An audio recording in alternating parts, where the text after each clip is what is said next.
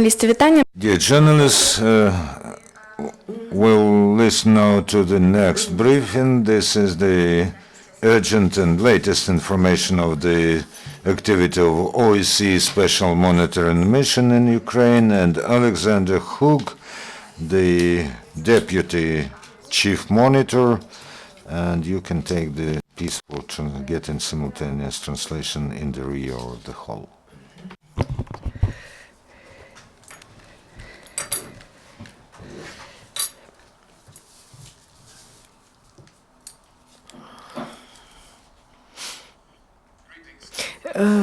Доброго ранку. Дуже дякую за те, що ви цікавитеся роботою спеціальної моніторингової місії ОБСЄ в Україні. І зараз, як завжди, в Києві, я хотів би розказати вам про останні події, що сталися, і по ситуації, яка розкладається в Україні, а зараз щодо наших останніх спостережень.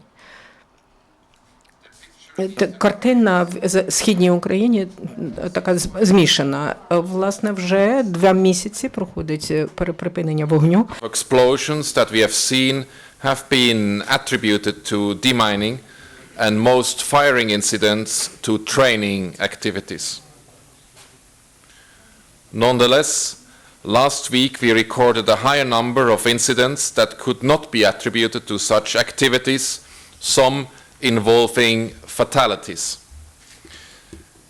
These developments did not, however, adversely affect the implementation of the addendum to the Minsk package of measures. In the Donetsk region, the SMM continued to monitor the withdrawal of tanks, artillery pieces up to 100 mm in caliber, and mortars up to and including 120 mm in caliber. The mission visited designated permanent storage sites. I regret to say that in one case, in an area outside government control, site guards denied the SMM access to the site. You hardly need me to tell you that this kind of obstruction and interference with the OSCE verification is a violation of the addendum. Our approach is very simple, dear colleagues. No access, no verification. We also encountered similar obstruction in monitoring the withdrawal of heavy weapon, again in the Donetsk region, and again in areas outside government control. Guards prevented our teams from monitoring several heavy weapon holding areas. At some other heavy weapon holding areas on both sides of the contact line, the SMM noted weapons missing on a daily basis. For example, on 21st of October, the SMM noted the absence of a total of 12 anti-tank guns at 2 Ukrainian armed forces holding areas. On the same day, the SMM noted the absence of 2 multiple launch rocket systems Grad at 1 so-called DPR holding area, and was effectively prevented by DPR members to verify the presence of weapon in another. Meanwhile, the so-called LPR have consistently failed to facilitate effective SMM verification of the withdrawal of weapons from the contact line in the Luhansk region, refusing, inter alia, to allow the SMM to check serial numbers on weapons. We also continue to see military hardware in the heart of what is supposed to be a security zone.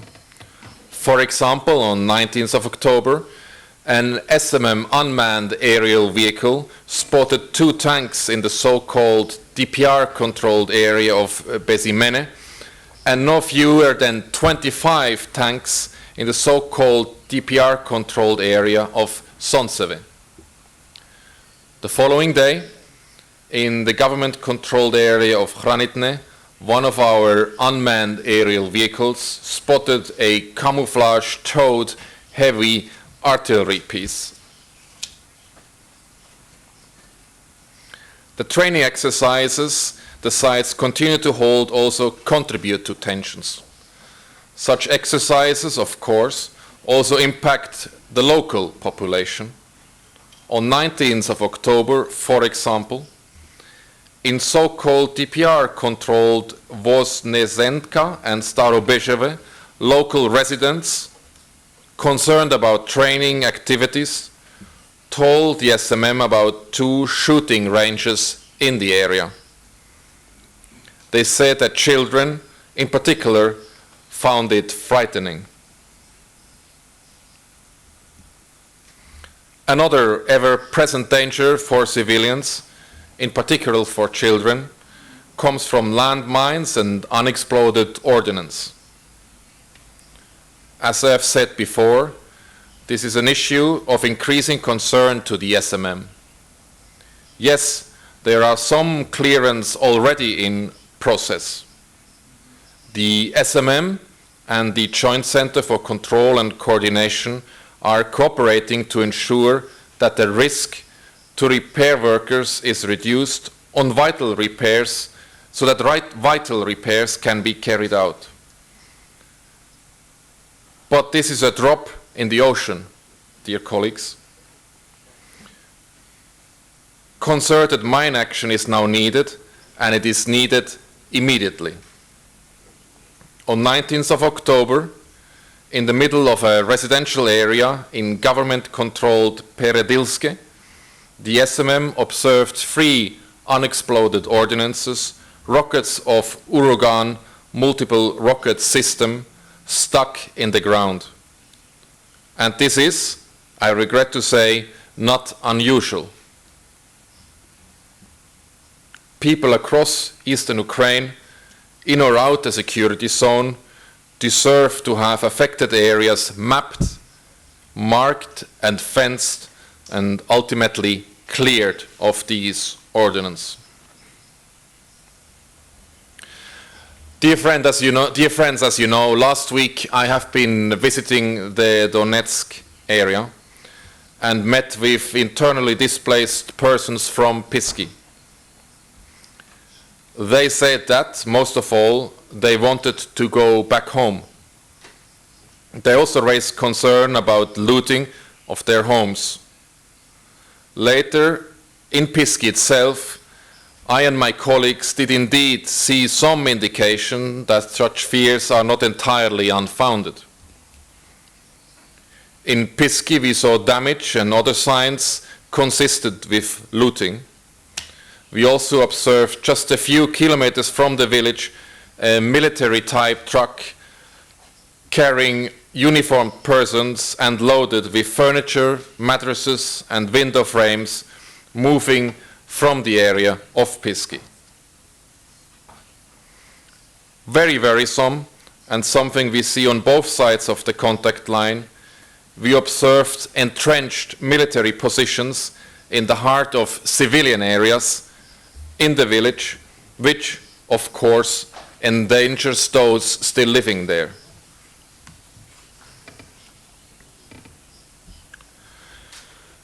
The approach of winter makes even more urgent the need for repair of houses and infrastructure damaged by earlier shelling. During this visit to Donetsk, for the first time in the past 2.5 months, we were able to access the so-called DPR-controlled Debaltseve. There we saw a lot of houses were damaged beyond repair.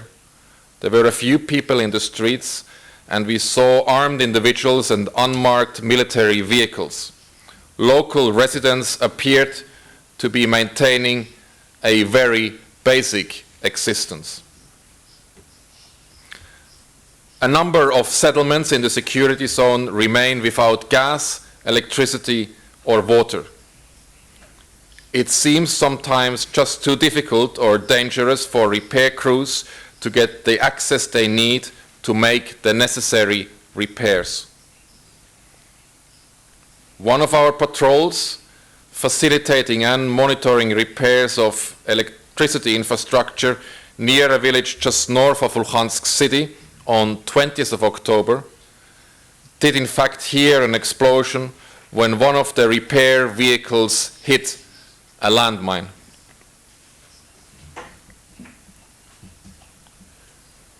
Freedom of movement remains an issue for the residents of the area in the security zone, as well as for the SMM. To ease the situation, in recent days the SMM facilitated and monitored partial repair and mine clearance by the Ukraine military engineers of the Stanitsa-Lukhanska bridge and the roads leading to it. As you know, that bridge has been closed since March, forcing civilians to use dangerous pathways to bypass the checkpoints through areas most probably contaminated with mines and unexploded ordnance. The much anticipated opening of the bridge took place on the 27th of October. Dear friends, let me now turn to an occurrence in Severodonetsk involving one of our monitors. The seconding authorities of the person involved have already recalled him home. Like them, we take what happened seriously, knowing how the behavior of one person can unfairly tarnish the reputation of many others. While the said individual's conduct obviously constitutes unprofessional behavior and violates the OSCE Code of Conduct, it should be remembered that this is an isolated case, and the SMM has at the moment 600 plus monitors who work professionally and tirelessly every day that do not behave like this isolated individual. Our staff abide by the Code of Conduct, working often in extremely difficult and dangerous situations. In fact, I would like to pay tribute to them, knowing, as I do from my recent visit to Donetsk, the professionalism and integrity they bring to their work. Their example, not that of this individual from Severodonetsk, I suggest, is perhaps the real news story here. Finally, let me update you on the mission strength. As of this week, the SMM has passed a milestone with over 600 monitors in place. In addition to that, we have 75 other international staff and 271 Ukrainian colleagues working alongside us.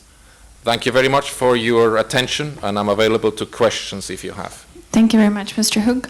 And we have a first question here in Ukrainian. Dear Mr. Hug, my question concerns the restoration of infrastructure. We know that they restore the electric grid in the region, and some of the grid is already restored. For instance, the line between Khortsysk and Zorya. How do you assess the state of restoration of electric grid on both parts of the territory, controlled and non-controlled by Ukrainian authorities, and how do you think when the customers will be able to use them? An important question. Electricity is key. It is key for the upcoming winter season so that individuals can heat their homes. It is key for restarting industrial production in the area. It is key for maintaining and running public transport in the area. It is key to run filtration stations and water pumps that supply waters to civilians in the area. The OSCE Special Monitoring Mission has observed that while most of the grids have been repaired on either side of the contact line, often the bits in between the last checkpoints still suffer damage and require repair.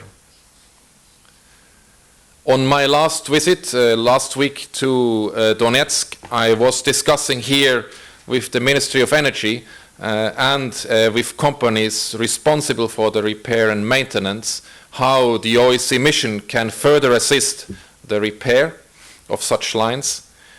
And for example, we have agreed that the OSCE Special Monitoring Mission will facilitate the mine clearance, the assessment and the repair of a 5-kilometer long stretch between Artyomeve, just south of Dershinsk, and Khorlivka. These are some 40 pillars of a major power line that have been damaged. If that is repaired, Khorlivka itself will benefit, the industry there will benefit, but also a filtration station located in Khorlivka will benefit, who will supply water to the area controlled by the government. So there is lots to be done. There is little time left because the winter approaches, and if the snow is on the ground, it will be difficult to conduct the demining activities. So we are there to assist those who do want our help, and we've also done so with our unmanned aerial vehicles, which we use to assess the damage on infrastructure, which then helped repair crews to identify those areas that require repair. Thank you. Thank you very much. And the next question? Alexander Demchenko, the journalist of the Ukraine National Radio. Mr. Hug, I have several questions for you, and all of them will be about the ex-member of the Special Monitoring Mission, Mr. Maxim Udovichenko, who turned out to be the representative of the main intelligence directorate of the Russian Federation. How could it happen that such kind of guy got involved into the monetary process and without any verifications? And don't you really think that apparently more than 30 people from the Russian side which were included into the monetary process is really a huge number, considering that we're telling about Ukraine has been fighting with the Russian troops and pro-Russian forces in the Donbass region. And the next one tells about the procedures, who is the terminais of the terminais members into your organizations, and who is responsible for that misunderstanding about the Mr. Udovichenko. And also I want to ask you about your future reputation, because you know it's really well, it's really possible that your reputation about that accident will be messing up. And what do you think about, we'll be able to probably undermine the credibility between the Ukraine and the OSCE, between the Ukraine side and the Special Monitoring Mission? Thank you so much. Thank you. You ask very relevant questions. You ask very relevant questions. And I, of course, understand that there is appetite to understand more of what happened. Now, let me tell you from the beginning, the OSCE as an organization, and the mission belongs to the OSCE, has a recruitment system that complies with that of international organizations. It has all its existence long been applying these recruitment policies, and has done so as other international organizations do. While seeking to improve, the OSCE does not take special measures towards individual nationalities, since that would be an unequal treatment of all 57 participating states. I think that also should be accepted, and it doesn't apply just to one specific nationality, it applies to all 57 nationalities. The vacancies announcement that we have, and you can see them on our website, spell out precisely the desired backgrounds that the mission needs, the skills and the competencies needed for each of these positions. All 57 participating states are asked to second qualified personnel for these positions. Now, the candidates go through the same selection procedure once they have been put forward by the participating states as all other employees or officials, be it here in this field operation or in any other OSCE operation. There is no difference. All applications are screened and reviewed. The first screening leads to a so-called long list, where people are being there that broadly match these criteria from the job description. And they are, of course, then the first list of qualified candidates for a specific position. A second screening then reduces this list to those that best met and meet the criteria. and the most qualified candidates of that list then are interviewed by a phone interview or a person interview, depending on the field operation. Upon the appointment, and this is very important, dear friends, all OSCE employees, including our monitors, myself, everyone, will have to sign an OSCE Code of Conduct, thus undertaking immediately upon that to adhere to that by it. Now, once again, I would like to make it clear that the OSCE does not have a specific security clearance procedure. The SMM is a civilian mission, not a military mission. It's a civilian observer mission. That's very important to note. The SMM mandate, which includes the verification and the facilitating of the implementation of the Minsk Agreement, requires monitors with some military background and others in peacekeeping experience. However, the responsibility of identifying qualified candidates lies with OSCE participating states. Now, I think you also ask how this mission member has been separated from the mission. When headquarters learned that this mission member has been misbehaving, this was far before the press was reporting about it, it had recalled the mission member to Kiev, and within 24 hours the mission member was processed out in coordination with its seconding state, and the mission member has left the mission and is ever since then, that is now over a week ago, not any longer a mission member. So the news that broke yesterday or the day before reflects on an incident that has been processed administratively in the mission previously. Thank you. Thank you very much for great clarification, I would say. We have another question, please. Галина, радіо чуєте? Скажіть, Could you please tell us, in Luhansk region there was an exchange of prisoners and there were representatives of the OSCE there. Maybe you know some details of this operation, and what's your opinion why the process of exchange of prisoners takes so long? Thank you. As you know, the exchange of those deprived of their liberty is a very sensitive matter. The OSCE Special Monitoring Mission is not directly involved in the close-up negotiation of that exchange. This has been done by specialized agencies and is also part of the dialogue that is being conducted in Minsk, including during the last session that was held earlier this week. The mission will be reporting on that exchange as we observe it. The fact that the exchanges are continuing to be conducted is promising, as it is part of the Minsk package, and the OSCE as an organization, but also the mission, continues to support that the sides come to an arrangement so that those that have been deprived of their liberty can be released and returned back to their homes. Thank you very much. We will need to finish here if there are no further questions. Yes, there are no further questions. Thank you very much for reporting, Mr. Hook, and we'll be expecting the next report of OSCE in a week. Thank you. Дякую. На цьому будемо завершувати нашу прес-конференцію. Наступний брифінг буквально за 7 хвилин. Будемо говорити. Thank you very much. Our next briefing is in 7 minutes.